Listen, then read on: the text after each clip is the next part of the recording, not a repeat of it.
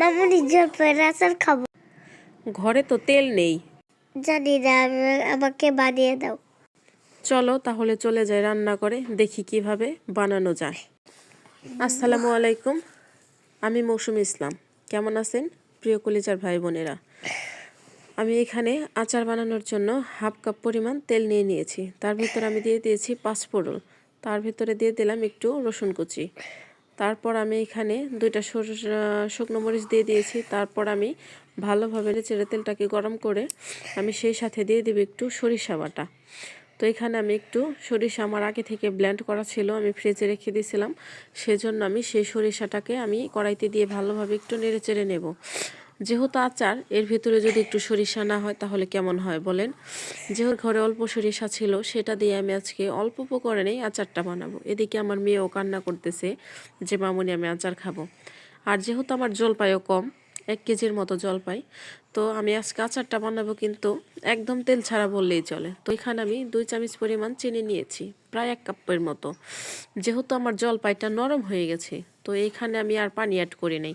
যদি জলপাইটা নরম না থাকে তাহলে কিন্তু অবশ্যই চিনির ভিতরে একটু পানি দিতে হবে, 1 কাপ পরিমাণ। তো আমি ভালোভাবে নেড়ে চেড়ে মশলাটাকে একটু কষিয়ে নিচ্ছি, চিনিটাকে একটু ক্যারামেল করে নিচ্ছি, গলা গলা করে নিচ্ছি। তারপর আমি ভালোভাবে নেড়ে চেড়ে সেই তেল এবং মিশ্রণটার ভিতরে জলপাইগুলো দিয়ে দেব। তো দিয়ে ভালোভাবে আমি নাড়াচাড়া করব। আসলে কি জানেন, টক ঝাল মিষ্টি আচারটা কিন্তু বেশ মজা। আর এদিকে যদি যে কোনো আচার ডাল দিয়ে খিচুড়ি দিয়ে খাওয়া যায় তাহলে কিন্তু আরও বেশি ভালো লাগে। তো এদিকে আমার জলপাইগুলো দেওয়া শেষ, আমি ভালোভাবে নাড়াচাড়া করে নেব। তো এদিকে কিছুই খেয়াল করে লবণ দিতে হবে, আমি কিন্তু লবণটা দিয়ে দিলাম। তো লবণ দেওয়ার পর ভালোভাবে নাড়াচাড়া করতে হবে।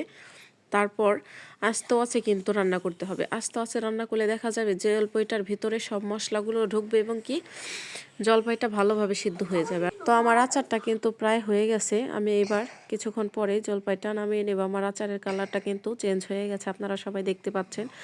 তো আমি এবার একটু 5 ফোড়নের ফাঁকিটা করে নিয়েছিলাম, আমি সেই ফাঁকিটা একটু উপর দিয়ে দিয়ে নাড়াচাড়া করে তারপর আচারটাকে নামিয়ে নেব। কিন্তু আপনারা কমেন্ট করে জানাবেন যে আমার আচারটা বানানো কেমন হলো এবং কি ভিডিওটা কার কেমন লাগলো অবশ্যই কমেন্ট করে জানাবেন। এরকম আচার খেতে কিন্তু ডাল দিয়ে খিচুড়ি দিয়ে খুব ভালো লাগে।